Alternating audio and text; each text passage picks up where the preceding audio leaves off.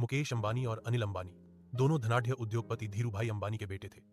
बचपन से ही दोनों में व्यापार की समझ थी, लेकिन सोचने का तरीका अलग था।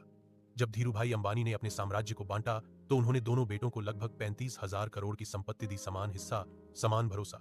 मुकेश ने इस धन को निवेश के रूप में देखा। उन्हें विश्वास था कि पैसा तभी बढ़ता है जब उसे सही दिशा में लगाया जाए। उन्होंने दूरसंचार के भविष्य को भांप लिया और जियो की नींव रखी।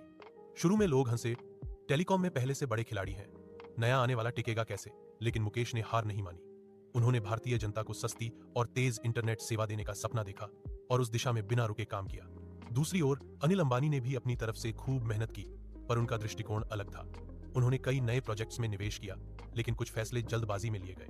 बाजार की चाल उलटी पड़ी, कर्ज बढ़ता गया और मुनाफा घटता गया। धीरे धीरे उनका साम्राज्य कमजोर होता चला गया। जिन कंपनियों पर कभी करोड़ों का निवेश था, वे एक एक करके घाटे में चली गई। मुकेश ने इन सब से सबक लिया। उन्होंने हर कदम सोच समझकर बढ़ाया। उनकी कंपनी रिलायंस जियो ने भारत के डिजिटल युग की दिशा बदल दी, लाखों लोगों को इंटरनेट से जोड़ा और मुकेश अंबानी विश्व के सबसे अमीर व्यक्तियों में शामिल हो गए। अनिल ने अपनी गलतियों को स्वीकार किया और जीवन में नए सिरे से शुरुआत की कोशिश की। भले ही दौलत खो गई थी, पर अनुभव और आत्मविश्वास उनके पास अब भी था।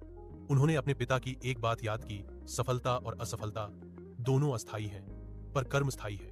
अंततः दोनों भाइयों की कहानी